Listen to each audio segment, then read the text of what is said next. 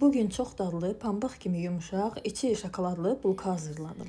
Qaba ilıq su, ilıq süd, maya, şəkər tozu, un töküb qarışdırıb aparanı hazırladım.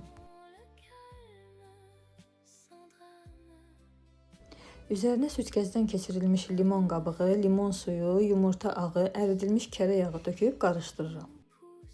Əlavə edirik vanil, un, duz, qabartma tozu töküb xəmiri yoğurub üzərini örtüb mayalanmağa qoyuram.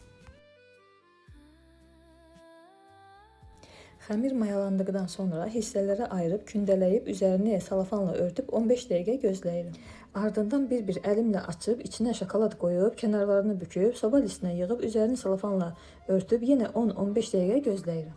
Son olaraq yumurta sarısını azca duru yağla qarışdırıb bulkaların üzərinə çəkib öncədən isidilmiş 180 dərəcəli sobada mən 20 dəqiqə bişirdim.